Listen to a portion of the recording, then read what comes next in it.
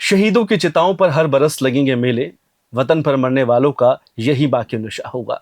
इलाही वो भी एक दिन होगा जब अपना राज देखेंगे, अपनी जमी होगी, अपना आसमान होगा। रामप्रसाद बिस्मिल जी की ये पंक्तियां सिर्फ पंक्तियां नहीं है, एक हौसला है, एक जलजला है, जिन्होंने अंग्रेजों के पैरों तले जमी खिसका दी थी और आज ही के दिन देश ने आजाद हवा में सांस ली थी। आजादी कितनी जरूरी है और आजादी हमें कैसे मिली, ये किसी से छुपा नहीं है। इतने बरस हो चुके हैं, लेकिन भारत की इस आज़ादी को हम किस तरीके से जी रहे हैं, ये एक बड़ा सवाल है। और इन तमाम मुद्दों के लिए हमारे साथ चर्चा के लिए मौजूद है कर्नल देवानंद जी। सर, बहुत बहुत स्वागत है हमारे इस खास कार्यक्रम में। आपका भी धन्यवाद सर। सर, आज़ादी को आज हम इतने बरस से मनाते आ रहे हैं कि आज आज़ादी का अमृत उत्सव है। असल में आज़ादी क्या है और इतने बरस के बाद आपने देश की सेवा की है, आज़ादी का महत्व क्या है इसमें?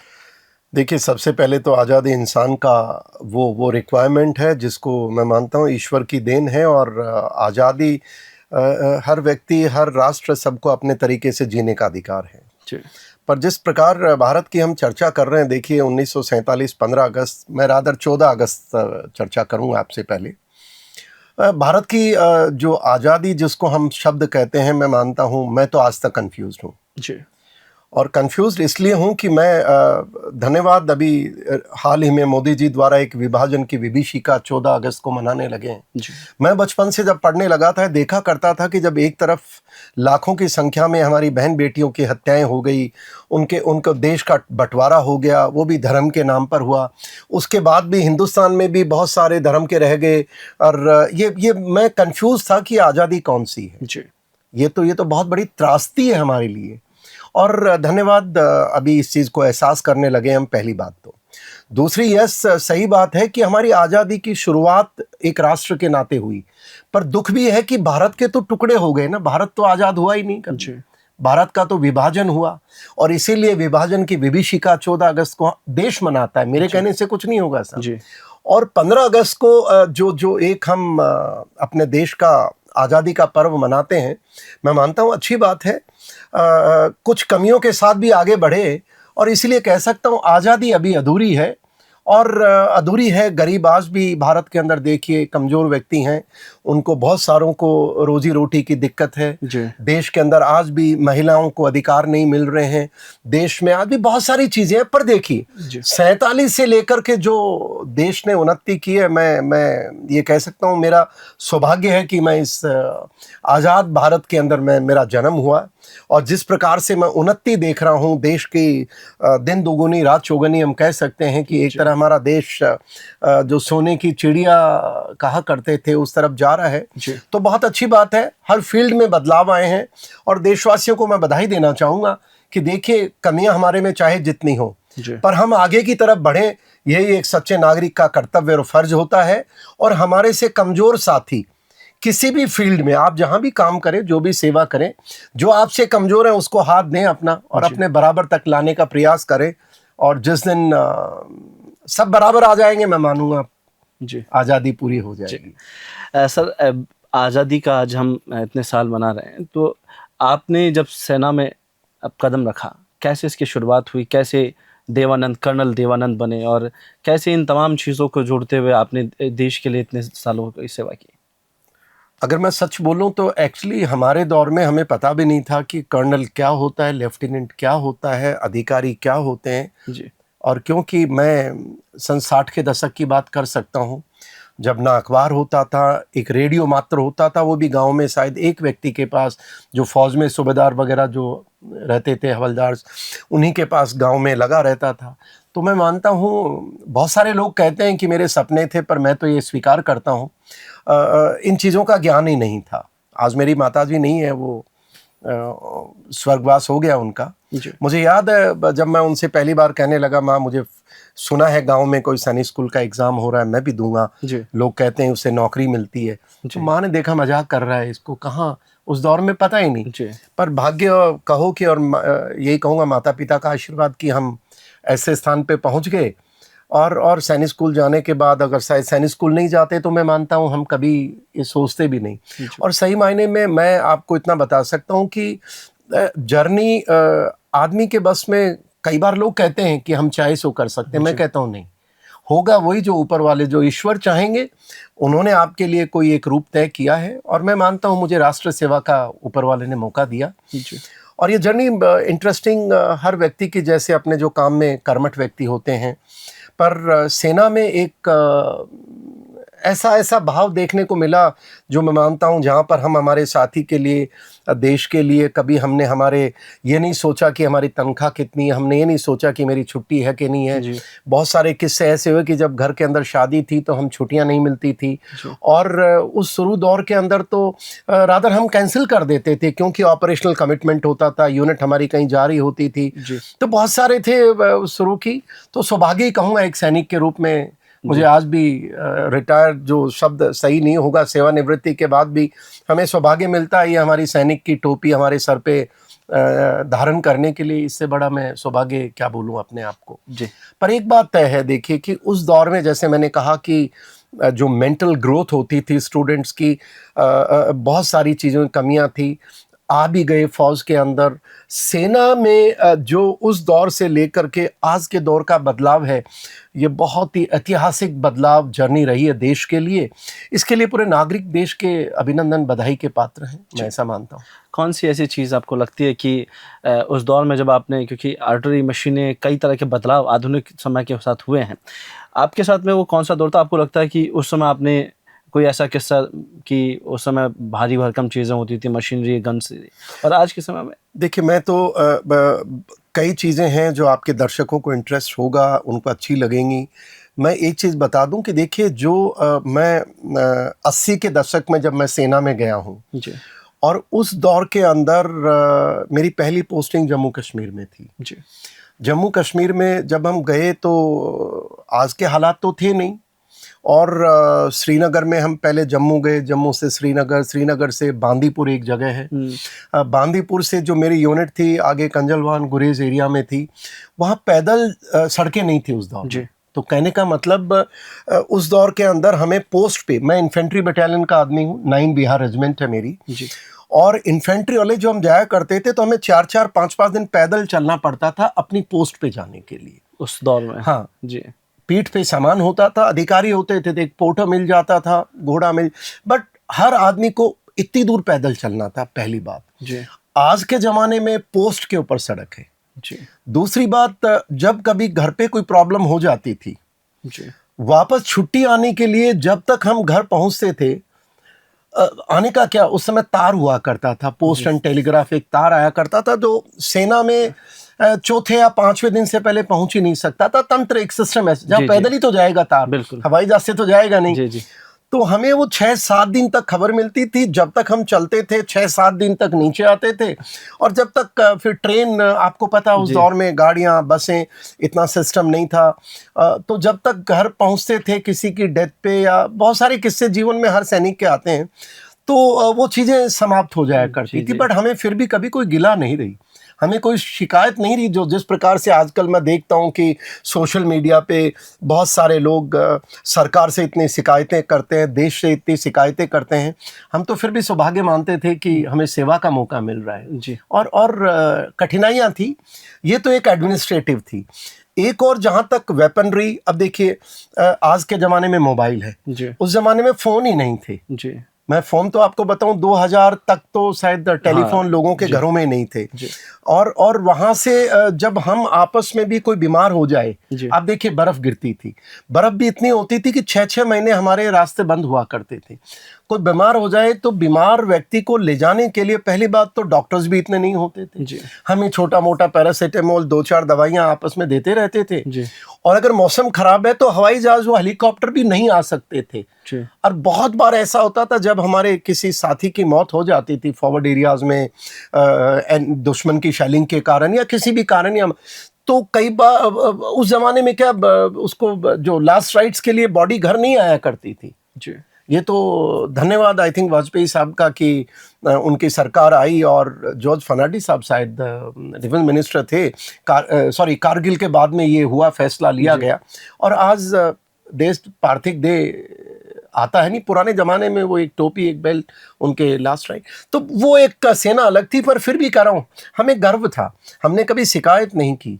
और आज भी हम, अगर कोई कह दे सेना, तो आज भी हम सेकंड लेफ्टिनेंट जाने को तैयार हैं। अभी हम तो कठिनाइयां थी, जी। बट वो मजा अलग था, उसमें सेवा का जज्बा जो था।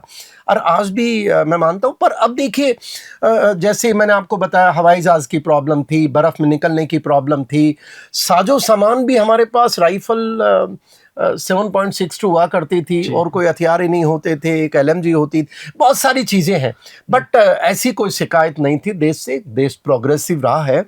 और एक और जो मोटी चीज मैं बताना चाहूँगा, आजकल जो फॉरवर्ड एरियाज में है, जो मेरी बात सुन रहे हैं सैनिक, मुझे याद है उस समय जो पहली तनख्वाह थी, वैसे दर्शकों को बता दूं कि हिंदुस्तान में आज के दिन पूरा पॉलिटिसाइज कर दिया सैनिक की तनख्वाह, सैनिक का पेंशन, सैनिक का पे कमीशन। दुर्भाग्य देश का, ये ऐसे गंदी राजनीति ने रूप ले लिया, सैनिक का मान अपमान नहीं बचा है। उस समय मुझे याद है 720 का पे स्केल ऑफिसर्स का, जवानों के हमारे 300, जो भी ग्रेड्स हुआ करते थे। सिविल काउंटर पार्ट से मेरे उस समय के साथी जो IAS बने थे, मुझे याद है एक दौर ऐसा था जब 5-6 महीने बाद एक ने मुझे कहा, यार थोड़े पैसे चाहिए। मैंने कहा मेरे पास इतने हैं, तो वो उधारे हम दिया करते थे। आप सोचिए, आज आप सोच सकते हो कोई सिविल डिपार्टमेंट में ऐसा।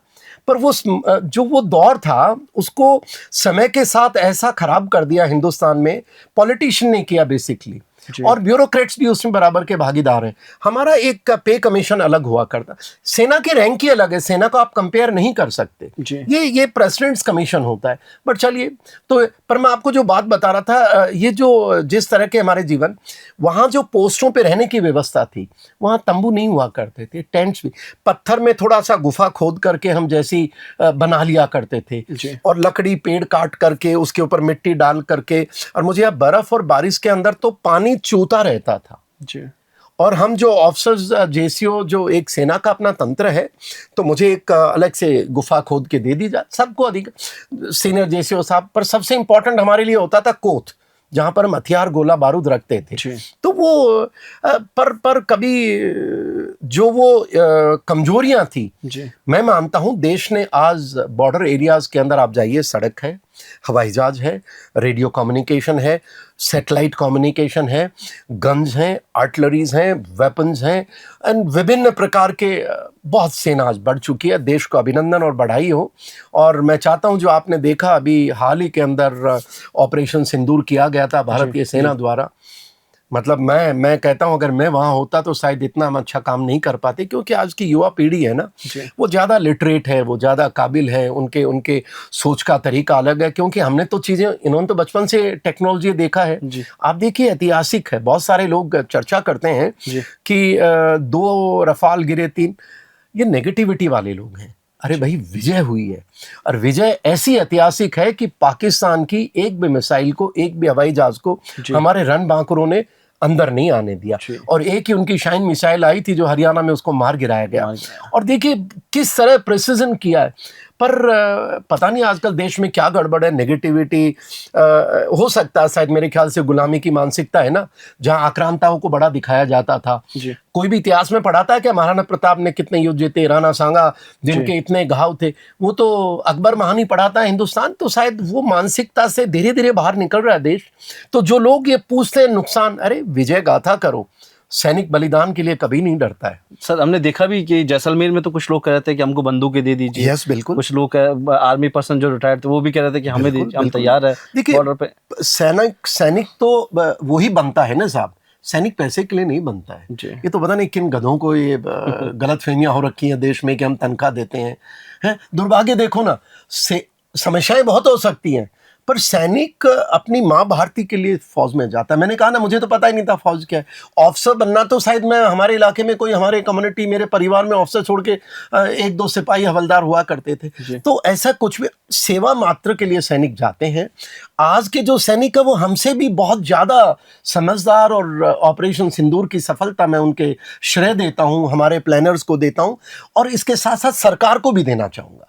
देखिए, क्योंकि सरकार ही तो है ना, पब्लिक नागरिकों ने अपनी फौज के लिए सारे संसाधन मुहैया कराए हैं। कमियां किस में नहीं होती, पर हमें कमियां नहीं देखनी चाहिए। आज दिन है हमारे हमारी यशगान का, हमारे राष्ट्र का मनोबल का, नागरिकों को एक साथ लेने का।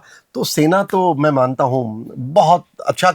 देखिए ना, कुछ कुछ मैंने आपको एग्जांपल बताया कारगिल दिवस, कारगिल का। कारगिल ही देख लो 1999 के अंदर, उस समय सैटेलाइट नहीं थे हमारे पास। उस समय जब कम्युनिकेशन की बारी आई तो हमें चाइना, रशिया, अमेरिका सब ने मना कर दिया, इजराइल हमारे साथ आया। कहने मतलब कुछ था ही नहीं। इवन हवाई जहाज से भी जब हम बॉम्ब मार रहे थे तो हमारे पास लेजर गाइडेड वेपन नहीं थे जी। आजकल तो देखिए भारत का सैटेलाइट सिस्टम है जी। हमारा खुद का सैटेलाइट सिस्टम है, हमें किसी देश पे निर्भर करने की जरूरत नहीं है। हमारा खुद का मिसाइल सिस्टम है। अग्नि आपने सुना होगा, आपने पृथ्वी सुना होगा, आपने आपने आपने इतने सारी चीजें आजकल सुन रहे हैं। अब भारत बदल चुका है, पूरा देश। एक तरह मैं कहता हूं बड़ी अच्छी बात है उस समय से जो जर्नी रही है। पर इस जर्नी में मैं एक चीज जरूर कहना चाहूंगा कि ये जो बदलाव आया है ना, ये पिछले 10-15 साल का है जी। उससे पहले 2000 तक देखो सैटेलाइट नहीं, कुछ भी नहीं, हथियार नहीं। इजराइल अगर कारगिल में हमारी मदद नहीं करता तो मैं मानता हूं हमारी स्थिति बहुत, हमारा नुकसान होता। फिर भी हमारे 527 वीरों ने बलिदान दिया। और आज देखिए इवन हमारे पास वो काबिलियत है देश के पास कि दुश्मन के सैटेलाइट को मार के गिरा सकते हैं। जी। तो भारत तो आज सर 47 के बाद भारत ने तकरीबन 2000 तक की बात करें तो 3 से 4 युद्ध भारत ने लड़े, 4 लड़े, है ना। तो उसमें भारत ने विजय हासिल की। और जो हमने देखा ऑपरेशन सिंधु, तकरीबन ये युद्ध के कगार की स्थितियां थी। नहीं, युद्ध था साहब, ये बिल्कुल युद्ध था। हाँ, युद्ध। लेकिन वो जो नुकसान होता था उस समय में, इस बार हमने देखा कि एडवांस सेना की चीजें, हमारे देश के सेना के अंदर जो बदलाव हुए हैं, सरकारों ने इस बार बजट को बढ़ाया है। तो जो इस बार जो नुकसान का जो दायरा वो काफी कम रहा है इन तमाम चीजों। देखिए मैं आपको बताता हूँ 47 में ये हालत थी जब हिंदुस्तान और पाकिस्तान की सेना हमारी भारत को तोड़ दिया। कुछ उधर चले गए, आपस में ही लड़ रहे थे हम दोनों। जो पीओके की चर्चा होती है ना आजकल, पीओके बनाने वाले आज पीओके पूछ रहे हैं कब लोगे। अरे भाई कुछ तो माफ करो देश को यार, मतलब क्या बातें कर रहे हैं लोग।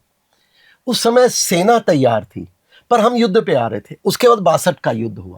62 के युद्ध के अंदर भारत की सेना की हार होती है, इसमें कोई दो राय नहीं है। क्योंकि हमारे पॉलिटिशियन, जो सिस्टम था देश का, एक व्यक्ति को दोषी नहीं ठहराना चाहिए। देश तो एक ही है ना, ताकत सेना तो देश की है, किसी एक की तो थी नहीं। वहां हमारी स्थिति ऐसी थी, हमारे पास बर्फ के जो किट्स होते वो नहीं थे, स्नो बूट्स नहीं थे, हमारे पास दस्ताने नहीं थे, एमुनेशन नहीं था, फौज बहुत छोटी थी। एक सोच आई थी कि फौज की क्या जरूरत है, पुलिस ही काम, मानसिकता थी। और जो भी है वो एक तरह वो दौर था। देश के पास क्यों कमी थी वो तो अब इट डजंट मैटर, हमारी कमियां। 71 आते आते देश ने तैयारी शुरू की, लीडरशिप आगे आई और हमने जो बांग्लादेश का जन्म की जो कहानियां सुनाते हैं, वहां सेना ने हर युग में अपना शौर्य दिखाया।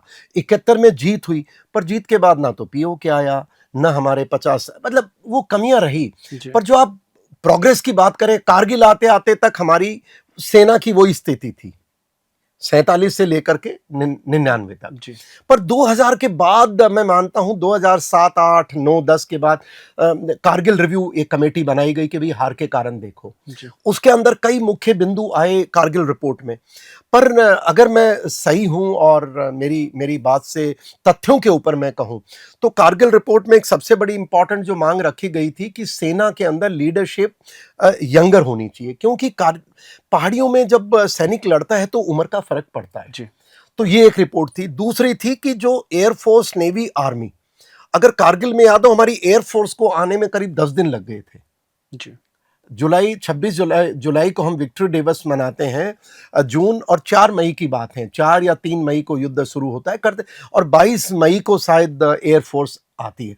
तो ये तीनों इंटीग्रेटेड नहीं होती थी। उनके लिए जो सीडीएस की जो मांग भारतीय सेना की पहले भी थी और कारगिल रिव्यू कमेटी में एक या दूसरी बहुत अहम डिमांड थी। तीसरा था मॉडर्नाइजेशन, कि भाई पैसा है कि नहीं है।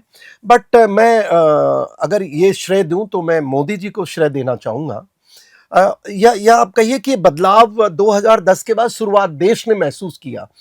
पर जो सीडीएस आया वो फैसला देखिए मोदी जी द्वारा किया गया, क्योंकि बहुत सारे अपने अपने विचार होते हैं।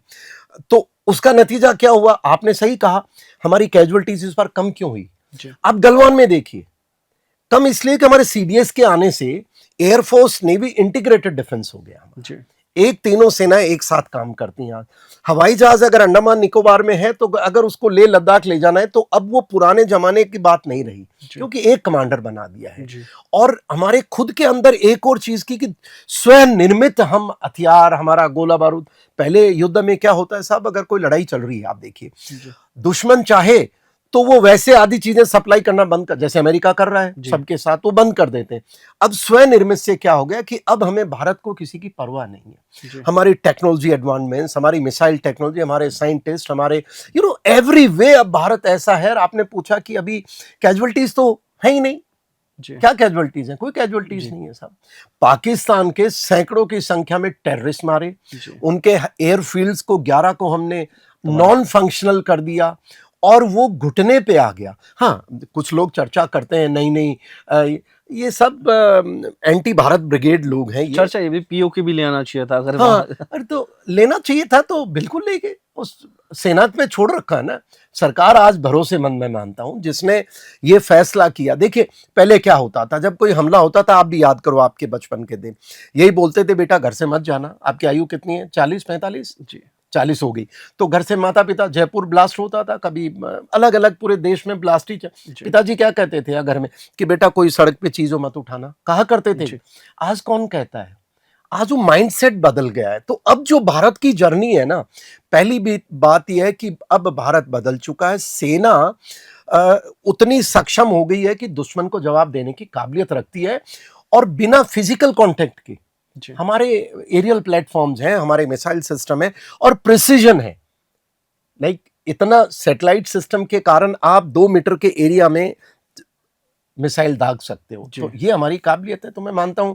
और जहां तक नए सैनिक हैं, फौज है, इनकी ट्रेनिंग है, इनका डेडिकेशन है, इतने हाई लेवल का है कि वी आर ऑल, हमें इन पे गर्व है कि आज हमारी जो सेना है वो उस लेवल पे है। बट देश को इनकी बहुत सारी समस्याएं, उन पे भी ध्यान देना चाहिए, ऐसा मैं मानता हूँ। सर, मोदी का जिक्र हुआ तो मोदी के कुछ फैसले, जैसे धारा 370 हटाई गई, कश्मीर, कई नज़रिए से जब लोग चर्चा करते हैं कश्मीर की तो कहते हैं कि शायद पहले अच्छा था अब नहीं है, लेकिन आपने वहाँ ड्यूटी दी है और आप अब के समय में कितना बदलाव देखते हैं कश्मीर के नज़रिए से? देखिए साहब, सबसे पहली बात है, जो लोग कहते हैं पहले अच्छा था वो देशद्रोही है, वो देश के साथ नहीं हो सकते। क्योंकि कभी उसने अपना परिवार या अपना साथी को दम तोड़ते नहीं देखा। क्या वो जो मूवी बनी हुई थी उस पर कश्मीर फाइल्स, क्या वो हकीकत है वैसा कुछ? मेरा ही मानना है कश्मीर फाइल में तो कुछ ज्यादा दिखाया नहीं गया है, हकीकत तो बहुत दूर है साहब।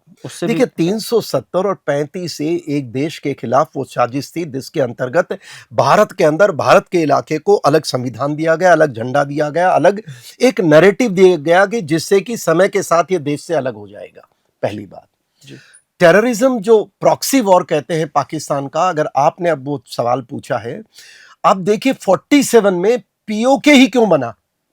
हैदराबाद क्यों नहीं बना? जूनागढ़ क्यों नहीं बना? जोधपुर के राजा ने भी तो पाकिस्तान से मिलने की क्यों नहीं बना? क्योंकि नागरिक कभी नहीं चाहते थे। वहां का एक नैरेटिव ऐसा चलाया गया देशद्रोही ताकतों के साथ, और ये 370 और 35 से ये पार्लियामेंट में पारित नहीं था, ये चोरी छुपे डाल दिया गया था। किन लोगों ने डाला वो चर्चा नहीं, पर अब बदलाव की बात करता हूं। मैं कश्मीर में 80 के दौर में रहा, 90 के दौर में रहा, उग्रवाद के दौर में रहा, 2000 के दौर में रहा, एलओसी पे रहा, और जब मैं सीनियर बना, और मैंने हर वो दौर देखा है कश्मीर का टेररिज्म का। 2017 में मैं रिटायर होता हूं, 7-8 साल हो गए। उस समय तक दौर देखे। मैं आपको एक चीज बता दूं, जो लोग कहते हैं कि 370 अच्छा था, मैंने कहा ना वो देशद्रोही है। अब वो चाहे तो नाराज हो, चाहे तो करें, क्यों है? 35A और 370 ने ऐसी मानसिकता कर दी कि लोगों को दे दिया कि तुम तो इस हिंदुस्तान का हिस्सा ही नहीं हो। अरे साहब, आपकी पार्लियामेंट कानून पारित करती है, वो लागू ही नहीं होते थे। आपने देखे होंगे, मेरे कभी कभी गुजर बकरवाल के राइट्स की मैं बात करता हूं, वो क्या है? गुजर बकरवाल को 91 में पार्लियामेंट ने एसटी आरक्षण दिया, पर कश्मीर में उन्होंने कभी उनको होने नहीं दिए पॉलिटिकल, उसमें जो उनकी मर्जी आती वो करते। एट्रोसिटी एक्ट नहीं दिया, SC/ST एट्रोसिटी एक्ट था, फॉरेस्ट एक्ट, जो एक्ट थे जो वो कश्मीर पाकिस्तान चाहता था वो ये पास करते थे। मुझे कोई नहीं है, ये NC, PDP, कांग्रेस, वहां के सब पाकिस्तान सम वो क्या बोलते थे कि हिंदुस्तान का कोई तिरंगा उठाने वाला नहीं मिलेगा, 370 हटा के देखो, क्या फंडिंग बोलते थे। हाँ। दूसरा वो क्या बोलते थे कि इस किसी मोदी कितने जन्म ले ले तो भी 370 बिल्कुल नहीं। हाँ, पता नहीं उन्होंने क्या क्या बोली। और ये पूरा का पूरा जो एक जमावड़ा था एंटी भारत ब्रिगेड तंत्र में, ब्यूरोक्रेसी में, हर जगह ये रमे हुए थे। आपने पूछा कि वो जब 370 क्या, जब कश्मीर के अंदर से 90 के अंदर 18-19 जनवरी की रात को करीब लाखों की संख्या में हिंदुओं को भगाया गया वहां, जी मैं उस समय वहीं था, पर हमें तो पता ही नहीं लगा कि इतने लोग भाग गए। जी ये अखबार ही में नहीं छापने दिया साहब इन्होंने। अब जी। हम तो सेना के आदमी थे पोस्टों पे, हमारा तो कोई एडमिन, पर आप देखिए इग्नोरेंस देखिए, प्लानिंग देखिए। जो आज कहते हैं ना हमें दर्द है, माई ब्लडी फुट, उनको कोई दर्द नहीं है साला। इन लोगों ने अखबार तक नहीं छपने दिया यार। तो ये जो आप कह रहे हो ना जो मूवी बनी है उसमें तो थोड़ा बहुत दिखाया है। जी जितनी यातनाएं लोगों के साथ हुई हैं, देश के साथ हुई है, 370 हटने से पहले कोई दिन ऐसा नहीं होता था जिस दिन पत्थरबाजी की घटनाएं आप आम थी। कोई फ्राइडे ऐसा नहीं होता था जिस दिन वो फतवे नहीं इश्यू किए जाते थे। जी कोई ऐसा नहीं, एक एक पाकिस्तान से कैलेंडर इश्यू हुआ करता था कि इस दिन हड़ताल होगी, इस दिन बारामूला बंद होगा, इस दिन कुपवाड़ा बंद होगा। तीसरी चीज, चौथी चीज, सेना के ऊपर ही पथराव कर करके लोग करते थे। नेक्स्ट की सैनिक की कोई बलिदान हो जाता था जी अपने जीवन का, उसके जनाजे के लिए जम्मू कश्मीर सरकार जगह भी नहीं देती थी। जी लास्ट राइट कहां करो भाई, ये तो कारगिल के बाद में बॉडीज आने लगी हैं, वो नहीं देती थी। पर टेररिस्ट मरता था तो लाखों की संख्या में सरकारी तंत्र ये करते थे। उससे पहले वो जो ये अपना टेररिस्ट का ये हाल था, फौज के, एयरफोर्स के ऑफिसर्स को मार दिया। आपको पता है फेमस टेररिस्ट जो अभी बैठे हैं जेल के अंदर, जी उनको CM बुला के चाय पार्टी दे रहा है, प्रधानमंत्री बुला के हाथ मिला रहे हैं। अब शर्म आनी चाहिए, मुझे तो पता नहीं टेररिज्म का ऐसा नेक्सस था। और दिल्ली भी, जो सरकारें भारत की मोदी जी के पहले सब ये मानती थी कि भाई पाकिस्तान से बात करो, पाकिस्तान के बिना समझौता। मोदी ने आते कहा कि no talk and terror will go together, ठिकाने लग गया। उन्होंने कहा कि no water and blood will flow together, वो इंड। तो मैं मानता हूं जो मानसिकता में बदलाव आया है ना, 370 हटती, अब कश्मीर में देखो एक पत्थरबाजी की घटना नहीं है, मैं अभी भी वहीं से, एक वहां के ऊपर आप देखो अब कोई भी हड़ताल नजर ही नहीं आती। अब वहां पर बच्चे बड़ा बड़ा वो नेशनल टीम में हिस्सा ले रहे हैं, सिनेमा हॉल वहां खुल गए हैं, टूरिज्म वहां चल रहा है। अब वो अपनी रफ्तार के अंदर आ रहा है, क्योंकि जो गुमराह लोग थे ना, और सबसे यूनियन टेरिटरी बनाने से क्या किया, जो तड़फ रहे ना कुछ लोग, स्टेट पुलिस, क्योंकि पुलिस तो एक तंत्र था जिससे कि सामान्य नागरिक का आप शोषण कर सकते हो। अब ये बड़ा अच्छा फैसला रहा, यूनियन टेरिटरी बनाई, पुलिस को कर दिया कहां, स्टेट बना करके LG के हवाले। तो ये चीजें अब वो तड़फ रहे। आप बताओ राजनेता को पुलिस से क्या लेना देना है जी? अरे भाई सिक्योरिटी से राजनेता को क्या लेना देना? आप तो अपने लोगों का एडमिनिस्ट्रेशन देखो, अपने लोगों की समस्याएं देखो, ये काम तो सिक्योरिटी तंत्र पे छोड़ो ना जी। पर उनको वो नहीं करना होता, अब वो उनकी चल नहीं रही, इसलिए कश्मीर उन्नति की ओर। आपने देखा करीब 1.5 करोड़ के आसपास टूरिस्ट गए हैं, कोई पत्थरबाजी नहीं है, कोई कैलेंडर नहीं है, कोई किसी प्रकार की लाइक अभी जो ये हुआ पहलगांव का। अब ये तो पाकिस्तान देखिए जब तक ये बड़े लेवल की चीजें, पर सामान्य नागरिक अपना जीवन शुरू कर चुका है। और जो लाल चौक जहां पर तिरंगा फहराने के लिए मतलब फौज लगानी पड़ती, आजकल वहां तो लोग कश्मीर का लोग जाग गया है, अब बदल गया है कश्मीर साहब। क्योंकि देखिए मेजॉरिटी जो पीपल हैं, लोग हैं, वो भारतवासी हैं जी। पर वो क्या होता है कि दबाव में इस तरह बेचारे नहीं कर, आजकल वो खुल के सामने आ गए। तो अब देखो कश्मीर पूरा बदल चुका है। तो 370 हटना, अब आजाद हुआ है 370 के बाद। मैं आपको वीडियो दे सकता हूं, आप चाहो तो बीच में डालिएगा जी। मेरे जो इंटरनेशनल गुर्जर महासभा हमारी जो है, उन्होंने केक काटा है 4 दिन पहले, 5 अगस्त को, अभी गई है जी। अब 5 अगस्त को केक काट के कहा कि कश्मीर तो आजाद अब हुआ है। जी 370 के बाद। और मोदी जी का बड़ा अभिनंदन करते हैं लोग। देखिए राजनीतिक लोग तो जो उनको पसंद नहीं करते वो तो हजार कमियां निकालेंगे साहब, वो तो आप और मेरे में भी निकालेंगे, जी पर ईश्वर उनका भला करे। मैं ये मानता हूँ देश के हित में काम हुआ है, बहुत अच्छा हुआ है। और ईश्वर करे इसी पूरी आज़ादी की तरफ बढ़ रहे हैं साहब, बढ़ रहे हैं। सर आजकल एक बड़ी चर्चा रहती है पॉलिटिकल लोगों के और जो विपक्ष में खास तौर पर बैठे रहते हैं वो कहते हैं कि अग्निवीर योजना चाहे मुझे लगता है कि उसको योजना के मार्फत कई लोग सेना में भर्ती भी हुए हैं लेकिन बार बार पॉलिटिकल लोग इससे चर्चा का विषय बना रहे हैं। आपके नज़रिए से क्या है, किस तरह से अग्निवीर और पहले की जो सेना भर्ती होती है उसमें कितना अंतर हुआ है? आपने बिल्कुल सही कहा कि विपक्ष के लोग हैं, कांग्रेसी हैं, जिसके अंदर से ज़्यादातर और भी पार्टियां हैं, वो अग्निवीर की समस्या को लेकर के बड़े जागरूक हैं। आपका अभिनंदन और धन्यवाद इन सब का। पर मैं उनसे सवाल पूछना चाहूंगा, 62 में अग्निवीर ऑफिसर्स के लिए कौन लेके आया था भाई? अब अच्छा बताओ। 62 में भी नहीं नहीं, अग्निवीर कौन थी? लेके आया था? पूछिए ना, उस पूछिए इन समय कांग्रेसियों से। जी मैं सवाल इसलिए उनसे पूछ रहा हूं, जो गलत है पहले आपने किया, अब जब दूसरी पार्टी ने कुछ किया तो आप हल्ला मचा रहे हैं। मैं पहले उन सब से पूछना चाहूंगा, भारत के अंदर 62 के अंदर एक शॉर्ट सर्विस कमीशन होता है साहब। जी भारतीय सेना में एक कमीशन शुरू किया गया जो 5 साल बाद, जिसको 10 साल बाद कर दिया, अब उसमें महिलाएं आ गई, चेंज होता रहता है। आपको पता है 15-15 साल नौकरी करने के बाद भी उनको रिटायर कर दिया जाता है बिना पेंशन के। पता है आपको? नहीं वो अग्निवीर ही था, जी नाम बदल दिए अब। उनकी समस्या इन लोगों ने कभी हल नहीं की। शॉर्ट सर्विस ऑफिसर जो अभी 10 साल पहले हुआ है, 2005 तक इनको 5 साल बाद भेज दिया जाता था। ना उनको पेंशन मिलती, ना इनको कोई स्टेटस मिलता, ना उनको दवाई पानी, कुछ भी नहीं था। ये अन्याय था।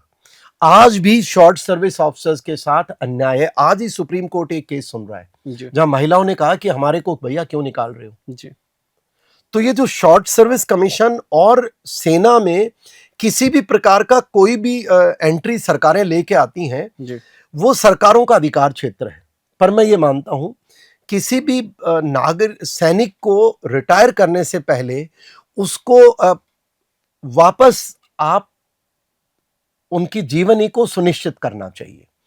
अब इन्होंने 62 से लेके बता रहा हूं आपको, इमरजेंसी कमीशन शुरू हुआ था, शॉर्ट सर्विस कमीशन ये है, और उस समय से लेकर के इतने बड़ी संख्या में ऑफिसर्स रिटायर किए इन्होंने। तब इनको आवाज नहीं आई क्योंकि ये खुद थे। जब थोड़ा पॉलिटी चेंज हुई, अब अग्निवीर आया। जी अग्निवीर सही आया कि गलत आया, मैं उस पर डिबेट नहीं कर रहा हूं, क्योंकि मैं जब अग्निवीर आता मैं सेना से बाहर आ चुका था। जी पर मुझे ये जरूर याद है, मैं जितना भी अब सेना में, देखो 2 किस्म के हर ग्रुप में लोग होते हैं साहब। जी सिक्के के जैसे 2 पहलू होते हैं। हम थोड़ी देर पहले चर्चा कर रहे थे, कोई भी सरकारी तंत्र के अंदर लोग बाग हैं तो काम करने वाला बंदा भी थोड़े दिनों में कहता है यार काम की तो कदर ही नहीं है। जी आपने कहा, मैं स्वीकार करता हूं। अब अग्निवीर सही है कि गलत है, मैं एक एंगल इसका जानता हूं। भारतीय सेना में कारगिल रिपोर्ट के बाद, जैसे मैंने आपको बताया कि सीडीएस की मांग वापस जी उसमें स्पेसिफाई किया, उसके अंदर सेना के हथियारों का हाई टेक्नोलॉजी का किया, जी उसके अंदर जवानों की उम्र कम और अधिकारी सीओ कमांडिंग ऑफिसर कहते हैं उनकी उम्र कम, ये प्रावधान किए। तो मैं मानता हूं उसी दिशा में। देखो सबसे बड़ी बात यह है, हर युग में होते हैं। मैंने कहा एसएस ऑफिसर का आज तक सरकारों ने नहीं किया। भारतीय जनता पार्टी के टाइम पर आया अग्निवीर, पर अग्निवीर पे मैंने जो जितना समझा है, भारत सरकार और सेना, मैंने सेना के हमारे एक शीर्ष अधिकारी का बयान सुना है उसमें, जब ये डिबेट चल रही थी, उन्होंने कहा था कि ये भारतीय सेना की रिक्वायरमेंट थी। तो इस कदर पे मैं भारत के सेना के जो शीर्ष अधिकारी हैं, मैं उनकी बात पे ज्यादा विश्वास करूंगा, क्योंकि राजनीतिक व्यक्तियों की बात पे वो तो बिना पैंदे के लोटे होते हैं, कभी इधर कभी उधर। उनको यहां मजे आएंगे तो यहां पार्टी छोड़ के उधर भाग जाएंगे। सैनिक डटा रहता है, सैनिक रहा। तो जब सेना के हमारे उन अधिकारियों ने बोला है तो मैं मानता हूं हमें विश्वास कर लेना चाहिए। यस, बट सवाल यह उठता है, वो सेना की मांग रही होगी, सेना को जैसे चाहिए आपने दिया, पर उनको निकालते समय मैं तो कहता हूं 62 से जो आप निकाले जा रहे हो शॉर्ट सर्विस कमीशन ऑफिसर्स की मैं मांग उठा रहा हूं, उसी तरह अग्निवीर को भी जब आप बाहर 4 साल बाद करते हैं, उसका पुनर्वास सुनिश्चित होना चाहिए, बातें नहीं होनी चाहिए। बिना पुनर्वास अन्याय है। हरियाणा में चुनाव के अंदर मैं जब अभी असेंबली जब चुनाव हुए, मैं वहीं था और सौभाग्य से मुझे इस विषय पे चर्चा करने को मौका मिला। और जब भारतीय जनता पार्टी की ओर से हमारी चर्चा हुई तो मेरे से किसी ने पूछा, कंस साहब सॉल्यूशन, तो मैंने बताया कि भाई देखो, सैनिक, भारतीय जनता पार्टी सैनिक का मान सम्मान करती है, विजिबली है ऐसा, कुछ लोग नहीं मानते, वो उनकी मर्जी है। तो मैंने कहा आप ऐसा करें कि अग्निवीर का कानून बनाइए, आप अपने मैनिफेस्टो में लिखिए कि भाई अगर अग्निवीर हरियाणा का कोई भी बाहर आएगा तो उसको हम क्या करेंगे, सरकारी नौकरी देंगे। उन्होंने मैनिफेस्टो में लिखा और हरियाणा सरकार ने किया। पर सवाल ये हरियाणा सरकार का नहीं है, मैं ये मानता हूं जो भारतीय सेना केंद्र का विषय है, केंद्र का विषय है, तो केंद्र सरकार को ये कानून पारित कर देना चाहिए। क्यों सैनिकों के साथ इस तरह का, पर ये गलत है क्योंकि कोई भी, और देखिए ना राजनीति का रंग देखो साहब, देश जब विभाजन हुआ था, जिसको आजादी की शुरुआत मानते हम, तब राजनीतिक व्यक्ति सामाजिक कार्य करता थे, क्या थे, उनको कोई पेंशन तनख्वाह नहीं मिलती थी। आज हालत ये कर ली कि वो सेना के अधिकारियों से ज्यादा पेंशन लेते हैं। एक दिन भी शपथ ले ली, उम्र भर पेंशन। इधर मां भारती के लिए फौज में नौकरी करते हैं अधिकारी जवान, उनको पेंशन नहीं है। तो ये तो अन्याय है ना जी। इस अन्याय के लिए मैं तो नरेंद्र मोदी जी से आग्रह कर सकता हूं, क्योंकि वो आज भारत की उम्मीद है, मेरे जैसे व्यक्तियों की उम्मीद है, और हर भारतीय की उम्मीद है कि उन तक ये बात पहुंचेगी तो जरूर मंथन करेंगे। देखिए बातों से और जब बलिदान होता है तब सेना का महिमा मंडन करते हैं हम, अभिनंदन है आपका, करना भी चाहिए, पर उससे काम नहीं चलता ना। आप एक तरफ तो उनको 5 साल 6 साल बाद 10 साल बाद निकाल रहे हैं जी। आज सुप्रीम कोर्ट में केस लड़ रहे हैं। तो इस तरह की जो चीज है, आप जितने दिन चाहे उतने दिन सरकार नौकरी तय करे, सेना तय करे, हम उनके साथ हैं। बस इतना ही गुजारिश है कि उनका पुनर्वास कानूनी तौर पे सुनिश्चित होना चाहिए, ना कि हर स्टेट की मर्जी पे हमें वहां छोड़ा जाए, ऐसा मेरा मानना है।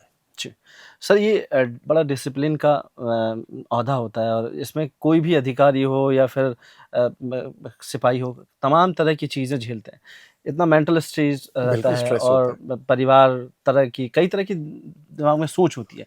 जब ऐसी जगहों पर आप ड्यूटी करते हो जहाँ पर आपको लगता है कि देश के लिए हम कर रहे हैं, तो ऐसे माहौल में खुद को कैसे बिल्कुल शांत रखा जाए, आपके खास तौर पे आपकी ड्यूटी के दौरान? देखिए साहब, मैं तो कमांडो में भी इंस्ट्रक्टर रहा हुआ हूँ और इन्फेंट्री का पैदल सैनिक हूँ, LC पे भी रहा हूँ, LOC पे भी रहा हूँ, श्रीलंका में भी मैंने सेवाएं दी हैं उस दौर के अंदर जब IPKF का हिस्सा थे हम।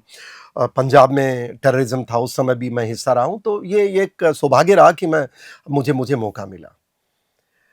अब जैसे मैंने कहा, हर सिक्के के दो पहलू होते हैं और उसी तरह सेना में भी बहुत सारे लोग हैं जो सेना से शिकायत कर सकते हैं कि मेरे को ये देखो समस्याएं हो सकती हैं। जैसे मैंने कहा कि सरकार अपना कर्तव्य निभाए, और कर्तव्य मैंने एक ही कहा कि उनके पुनर्वास के लिए आप कानून पारित करें। अन्यथा सेना में मैं इन चीजों हमारे कभी बीच में नहीं आती। मैं आपको बता, हमारी जो सैनिक होता है ना साहब, पैदल सैनिक जो लड़ाई लड़ते हैं, देखिए सेना में भी क्या होता है, फाइटिंग आर्म होती है, सपोर्टिंग आर्म होती है और सर्विसेज होते हैं। लाइक बहुत सारे हैं जो मदद करते हैं, जो दुश्मन के सामने जाके लड़ता है। पैदल सैनिक को कभी भी सब्स्टिट्यूट नहीं किया जा सकता जी।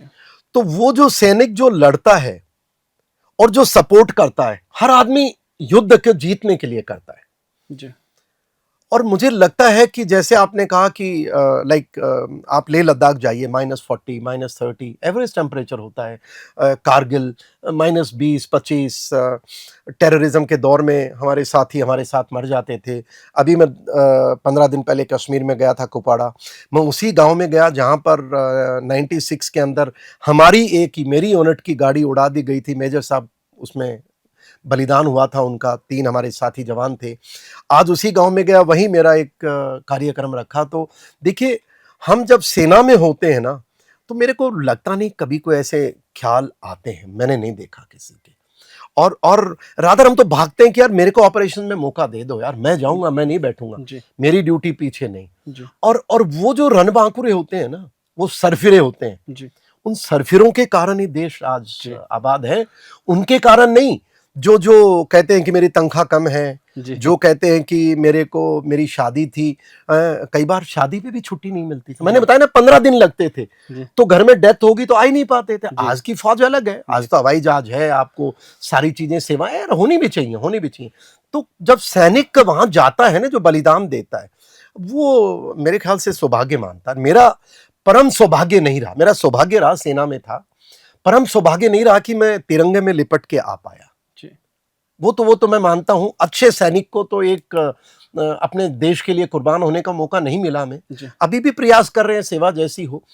पर जो भारत की जो हमारी रेजिमेंटेशन है ना साहब, जो हमारी ट्रेनिंग है, जो हमारा चरित्र है, आपने देखा होगा श्रीनगर में एक कल परसों किस्सा हुआ था, जहां एक सैन्य अधिकारी जी के साथ वो क्या स्पाइस जेट, जी अरे शर्म करो ना लायक। इतने एक नैरेटिव चल रहा है देश में, आपको मैं बताऊं, जी जो मैं मेरे बातों बातों में बात निकल के आई। हम लोग कभी, जो फौज में जिसने कसम खा ली ना साहब, वो ना पैसे के लिए नौकरी कर रहा है, ना प्रमोशन के लिए कर रहा है, ना उसकी बेइज्जती भी कर रहे हैं लोग आजकल, जी ना वो इसलिए करता है कि मेरा बराबर का क्या पद है, रिटायर होऊंगा घर, वो इसलिए करता है उसको सेवा करनी जी है। 99% मैं मानता हूं। जी और जब तक आज की जनरेशन में तो मुझे लगता है हर सैनिक का सल्यूट लागू है इनको। पर जो मैं आपको बात कह रहा था, एक देखिए, अब देश को भी तो जरूरत है ना। जी अब जब ऐसी परिस्थिति में काम करता -40, मैं मुझे कल परसों किसी ने सवाल पूछा कि सर एक चीज बताओ, ये पूछ रहे हैं, एक चैनल पे बैठा था, जी कि पीओके क्यों नहीं लिया जी और टेररिस्ट घुसा कैसे। तो जी मैंने उनको एक ही जवाब दिया, पीओके जो पूछ रहे हैं सवाल, उनको पता है पीओके क्यों नहीं लिया, क्योंकि छोड़ने वाले तो वही थे। जी और जो पूछ रहे टेररिस्ट कैसे आते हैं, उनको पता है टेररिस्ट कैसे आते हैं, जी तभी तो वो ये सवाल जानते हैं, तभी वो सरकार से पूछते हैं। जी तो पहले बात तो उनको अधिकार ही नहीं है। दूसरी बात, देखिए, कमियां हम कहीं भी निकाल सकते हैं साहब, जी इतना बड़ा देश है, 140 करोड़ का किसको बोलते हैं। और इस देश के अंदर जो सैनिक का मान सम्मान नागरिक तो करते हैं, पर एक बदलाव देख रहा हूं मैं। जी अरे बदलाव नागरिकों की तरफ से नहीं है, मैं बहुत क्लियर कर दूं, ये एक भारत के अंदर एंटी भारत ब्रिगेड है साहब। क्या है? Anti Bharat anti Bharat brigade. वो भारत के खिलाफ है। पहले तो भारत को इंडिया बनाया। जी मैं कल ही एक डिबेट कर रहा, चर्चा कर रहा था, तो वो कॉन्स्टिट्यूशन में सेक्युलरिज्म वर्ड की बात करने लगे, मेरे साथी, मेरे जो हमारा ग्रुप है, हमारे कर्नल साहब, तो वो कहने लगे कि तू सेक्युलर नहीं है। मैंने कहा नहीं, मैं सेक्युलर कैसे हो सकता हूं। जी मैंने कहा कि मेरा संविधान में नहीं है। कहते नहीं।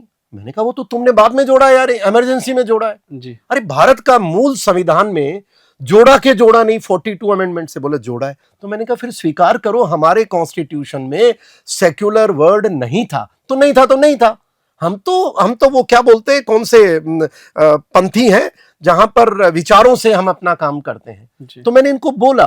पर अब आजकल जो एंटी भारत ब्रिगेड है ना, उस ब्रिगेड की एक प्रॉब्लम क्या हो गई, एक तो उनको देश के अंदर कमियां निकालनी है, जी दूसरा जिनको ज्ञान नहीं है सेना क्या है, सैनिक किन परिस्थिति में काम करता है, उसके भी फैमिली है, उसके भी बच्चे हैं, उसके भी स्कूल भेजना है, वो जंगलों में पड़ा है, छुट्टी आता है तो आप कानून लगाते हैं। जी आपको देखने में आएगा पिछले 2-3 वर्षों के अंदर एक नैरेटिव चल पड़ा। पहले तो राजनीतिक व्यक्ति फौज को गालियां देते थे, याद है आपको? जी ये कौन थे? कांग्रेस वाले, जो कहते थे कि सेना अध्यक्ष को सड़क का गुंडा कहा था उन्होंने। जी और राहुल गांधी जी और कई बहुत सारे बड़े बड़े विद्वान सवाल भी नेता पूछे गए जैसे जो जो कहते हैं कि कितने तुमने टेररिस्ट मारे जी हैं, ये बताओ। वो पहलगा कौन सा बालाकोट के अंदर जी ये वो आरडीएक्स इतना आया कैसे है कश्मीर में। तो ये इन्होंने शुरू किया 5-6 साल पहले, मानते हैं। मैं उस समय भी एक आर्टिकल लिखा था, मैं कहता था कि कृपया करो सेना की बातें पब्लिक डोमेन में नेगेटिव मत लाओ। जी पर अब सेना तो रिक्वेस्ट ही कर सकती है राजनीतिक व्यक्तियों से, वो करते रहे। उसका नतीजा क्या हुआ कि 5-4 साल उन्होंने सेना को बदनाम किया, फौज ऐसी, कहां कव्वे मारे, चील मारे हैं, मोदी जी इसका पॉलिटिसाइजेशन करते हैं। तो ये चर्चा हुई। उसके बाद एक दौर आया हिंदुस्तान में, राजस्थान, पंजाब, उड़ीसा, कर्नाटक, विभिन्न प्रदेशों में सैनिक जो ड्यूटी कर रहा है, छुट्टी आया कोई बेचारे से गलती होगी सड़क के ऊपर तो पुलिस ने उठा के मिटाई करके उसके केस 10 ठोक दिए। जी नंगा कर करके मारा राजस्थान। जी बिल्कुल हुआ। पंजाब में कर्नल साहब छुट्टी पे अपने बेटे के साथ बैठे हैं बेचारे, गाड़ी पुलिस आती है, उठाती है, मारती है। उनको सुप्रीम कोर्ट से कल राहत मिली, कल जो भी अभी राहत मिली उनको कि भाई आपकी इंक्वायरी सीबीआई करेगी। क्यों? क्योंकि पुलिस ही मारने वाली, पुलिस ही केस लगाने वाली और पुलिस ही इन्वेस्टिगेट करेगी। तो मिल गया ना न्याय जी। सिविल में तो चल जाता, जबकि फौज का कानून है साहब, कॉन्स्टिट्यूशन है, सेना के आदमी को पुलिस अरेस्ट नहीं कर सकती।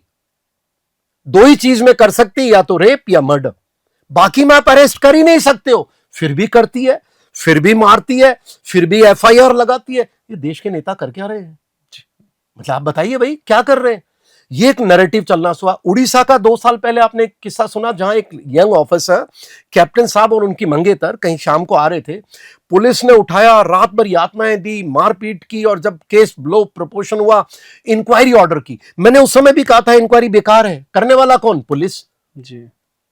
और आप मानेंगे 5 महीने बाद उस इंक्वायरी का रिजल्ट आया, उन ऑफिसर और उस महिला को दोषी ठहराया। जैसे पंजाब में वो कर्नल साहब और उनके बेटे को, ये मानसिकता पुलिस द्वारा मारपीट के आने लगे। ये एंटी भारत ब्रिगेड है, देश को चौकन्ना होना पड़ेगा।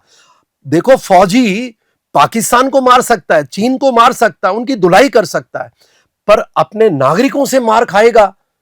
क्योंकि अगर जवाब देगा तो तुम क्या बोलोगे? फौजी है तो ऐसा करेगा क्या जी।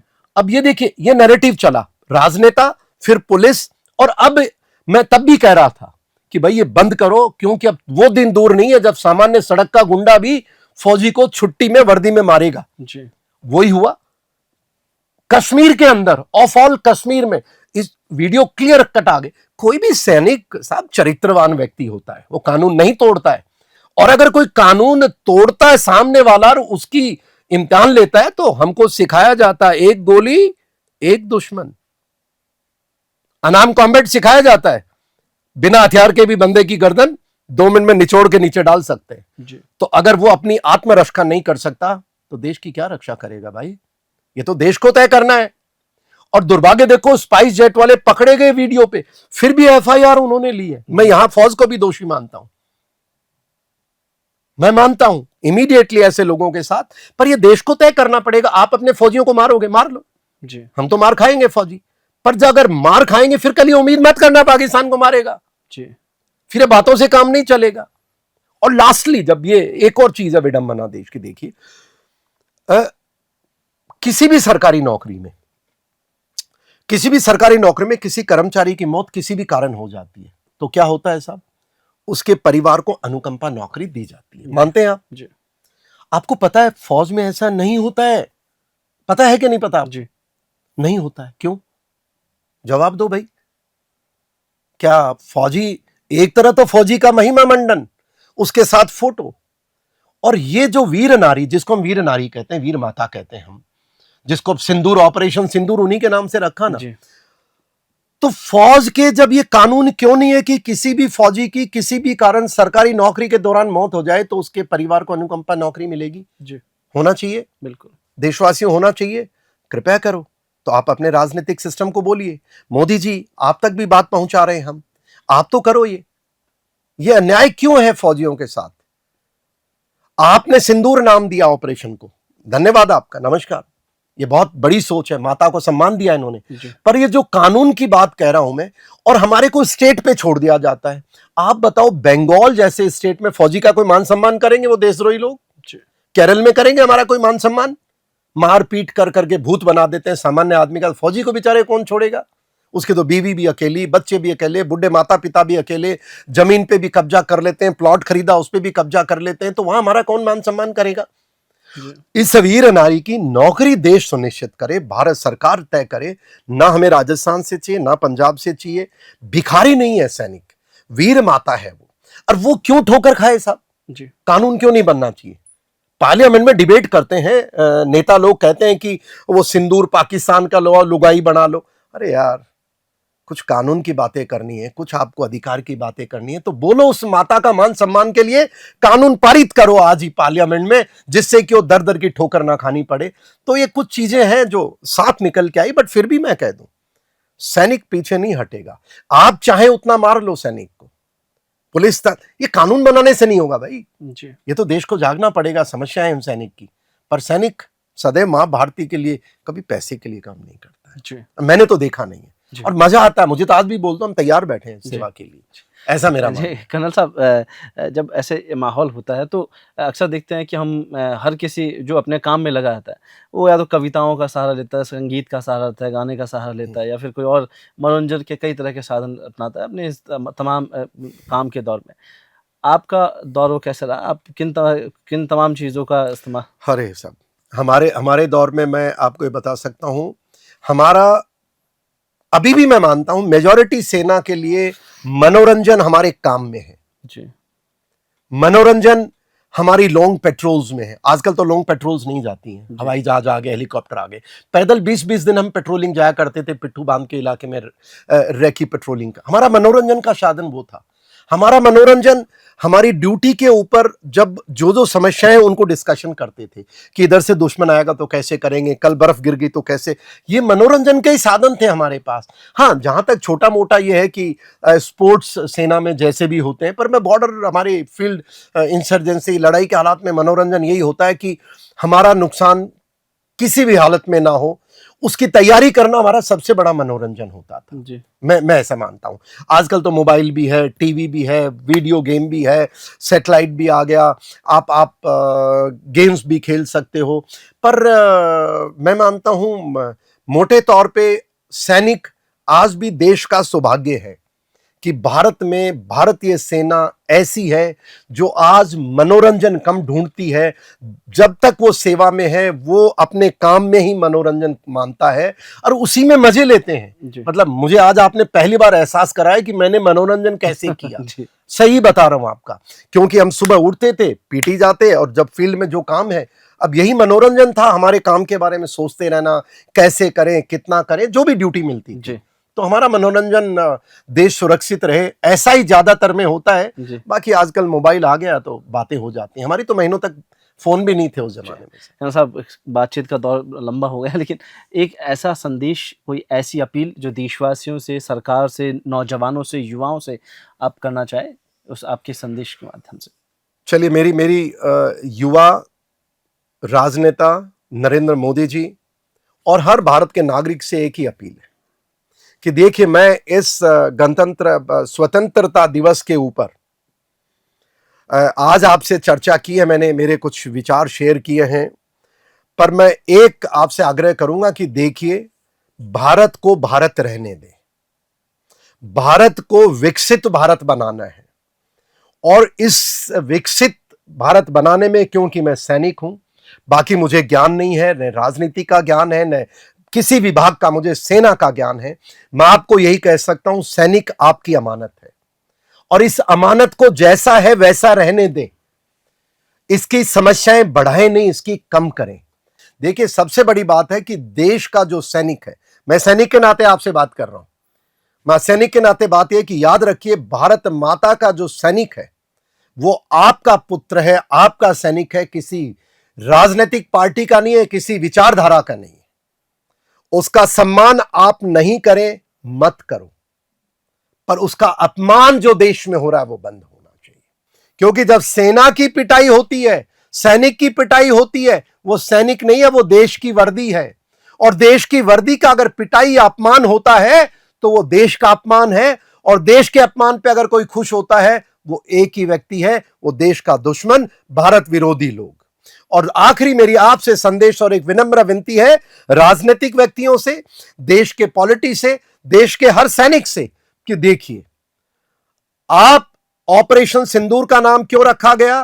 क्योंकि हमारी वीर माता के मान सम्मान देने के लिए रखा गया, और जब उनको मान सम्मान देने के लिए दिया गया, तो आज तक देश ना, पार्लियामेंट भी, स्टेट भी, सब लीपा पोती करते हैं।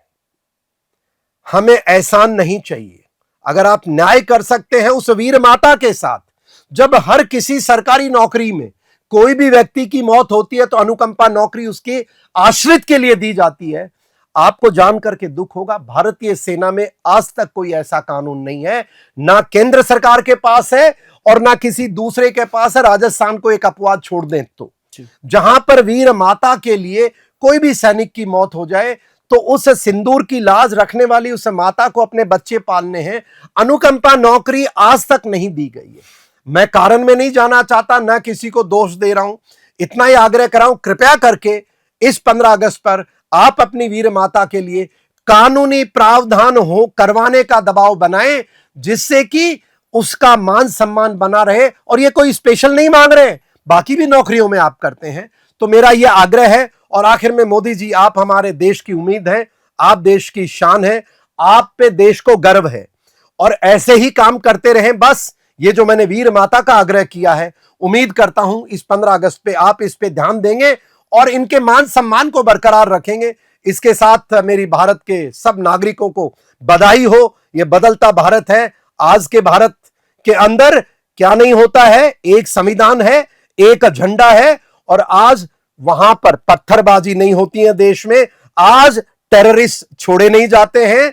आज टेररिस्ट से कभी कोई प्रधानमंत्री आकर के हाथ नहीं मिलाता है। यह बदलता भारत है जहां गोली का जवाब गोलों से दिया जाता है और जहां पर पाकिस्तान का न्यूक्लियर ब्लैकमेल को हवा में उड़ा दिया गया। यह बदलता भारत है। इसके लिए आप सबको बधाई और धन्यवाद। Thank you very much. जय हिंद। तो हमारे साथ थे कर्नल देवानंद जी। और जहां तक हमने बात की, आज देश अपना स्वतंत्रता दिवस मना रहा है और इस कार्यक्रम के माध्यम से हमने चर्चा की देश में तमाम जो आर्मी के अफसर है और तमाम उन पहलुओं पर चर्चा की जिसको देश जानना चाह रहा था। तब तक के लिए मुझे दीजिए इजाजत। नमस्कार।